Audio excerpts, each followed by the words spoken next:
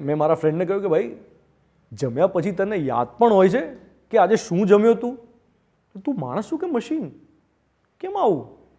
મને કે શું કરું યાર, બહુ કામ રહે છે, કામનું ટેન્શન બહુ હોય છે.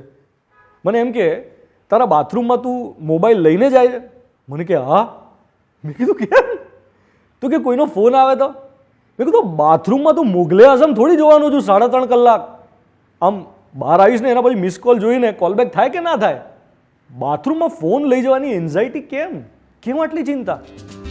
2 minute with Dwanit, 2 minute with Dwanit, રેડિયોથી સીધો તમારી સ્ક્રીનમાં, વાતો મીઠી કરશે 2 મિનિટમાં. 2 minute with Dwanit, 2 minute with Dwanit. જમતા જમતા ફોન ચેક કરવાની આદત ખરી તમને? તો આ વાતચીત તમારા માટે છે. ગયા વર્ષે દિવાળી વેકેશનમાં અમે એક ફ્રેન્ડના ઘરે જમવા ગયા હતા. હવે અમે તો ટાઈમસર પહોંચી ગયેલા, પણ મિત્રને ઓફિસમાંથી આવતા મોડું થયું એટલે એણે મને ફોન કર્યો કે તમે બધા જમી લો, મને જરા વાર લાગશે. તો અમે તો મસ્ત પેટ ભરીને જમ્યા. પછી પેલો આવ્યો, સોરી એમ કહીને બહુ મોડું થઈ ગયું, કામ બહુ હતું, હાથ પગ ધોઈને સીધો ટેબલ પર જમવા બેઠો. ભાભી બિલકુલ એની સામે ખુરશી પર બેઠા બેઠા પીરસતા હતા. મને કે આ તારા ફ્રેન્ડને તો કામ સિવાય કંઈ સૂચતું નથી, આખો વખત કામ. જમાડતી વખતે બરાબર પીરસવું પડે ને જાતે લેવાનું કહીએ ને તો એકાદ બે વસ્તુ તો થાળીમાં લેવાનું ભૂલી જ જાય. જમ્યા પછી પૂછું કે સેલેડ કેવો લાગ્યો તો આમ એકદમ સપાટ મોઢું રાખીને કહેશે સેલેડ હતો, એટલે મને તો ખ્યાલ જ નહીં, લેવાનો જ રહી ગયો.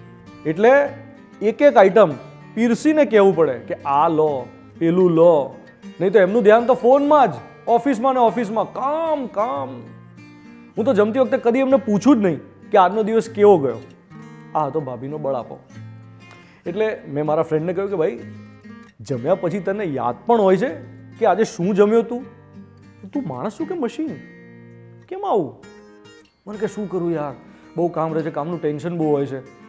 મેં કહ્યું અચ્છા મને એમ કે તું પિક્ચર જોવા જાય તો સિનેમા હોલમાં, થિયેટરમાં જોરથી ગીતો ગાય છે ચાલુ પિક્ચરે? મને કે ના એવું કરાય? કેવું લાગે?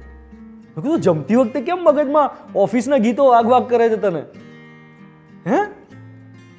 મને એમ કે તારા બાથરૂમમાં તું મોબાઈલ લઈને જાય છે?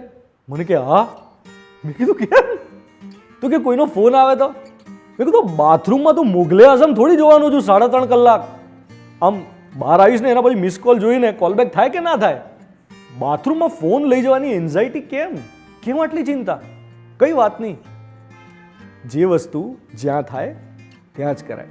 પોતાના બાળકની સ્કૂલમાં જઈને કઈ ગીતોની સિસોટીઓ વિસલો ના મારવાની હોય ને ચાલતી ટ્રેનમાં લગ્નના રિસેપ્શનનું બુફે ના રાખવાનું હોય. જે વસ્તુ જ્યાં થાય ત્યાં જ કરાય. એમ ઓફિસની વાતો ડાઇનિંગ ટેબલ પર કે બેડરૂમમાં ના હોય એટલે ના જ હોય.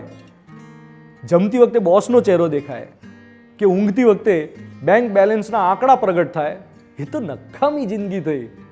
જે સામે છે એને ભોગવ ને. જે સામે છે એ જ સાચું, બાકી બધું કલ્પના. મારો ભાઈબંધ હજી સુધર્યો નથી હો. તમારું કેમનું? આ વિડીયોની વાતચીત પર તમારો ફીડબેક, તમારો પ્રતિભાવ કોમેન્ટ બોક્સમાં કમેન્ટ કરો.